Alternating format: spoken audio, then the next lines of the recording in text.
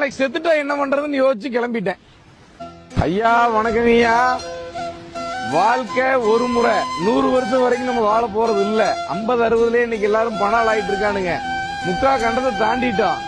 பையனுக்கு சம்பாதிக்கிறேன், பேரனுக்கு சம்பாதிக்கிறேன், நல்ல பொருளை சாப்பிடாம நல்லதை அனுபவிக்காம அது இதையும் பண்ணி இருக்கிற ஒரு வாழ்க்கையை கெடுத்துறாதீங்க.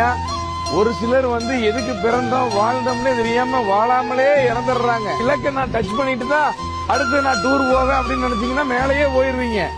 எப்ப என்ன நடக்கும்ங்கிறது நிச்சயம் கிடையாது. வாழ்க்கை வாழ்ந்துட்டு இருக்கும் போதே உங்க வாழ்க்கையில உங்களுக்கு பிடிச்ச விஷயங்கள் எல்லாம் நீங்க பண்ணிட்டே டிராவல் பண்ணிட்டே போயிட்டு இருக்கணும். நடுவுல எப்ப வேணாலும் டீஸ் கட்டை புடுங்கலாம். புடுங்குறப்ப நம்ம சந்தோஷமா போயிடணும். ஒரு நிமிஷம் வெயிட் பண்ணுங்க, நான் இந்த வேலையை முடிச்சுட்டு வந்துடுறேன்னா யாரும் நிக்க மாட்டாங்க. அவங்க உங்க ஸ்டாப் வரப்ப இறங்கி போயிட்டு ஆகணும். வாழ்க்கைய வாழுங்கய்யா. நாளைக்கு செத்துட்டா என்ன பண்றதுன்னு யோசிச்சு கிளம்பிட்டேன். ஐயா வணக்கம் ஐயா. வாழ்க்கை ஒரு முறை 100 வருஷம் வரைக்கும் நம்ம வாழ போறது இல்ல.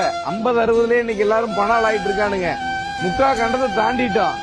பையனுக்கு சம்பாதிக்கிறேன், பேரனுக்கு சம்பாதிக்கிறேன், நல்ல பொருளை சாப்பிடாம நல்லதை அனுபவிக்காம அது இதையும் பண்ணி இருக்கிற ஒரு வாழ்க்கையை கெடுத்துறாதீங்க. ஒரு சிலர் எதுக்கு பிறந்தோம் வாழ்ந்தோம்னே தெரியாம வாழாமலே இறந்துடுறாங்க. இலக்கை நான் டச் பண்ணிட்டு தான் அடுத்து நான் டூர் போவேன் அப்படின்னு நினைச்சீங்கன்னா மேலேயே போயிருவீங்க.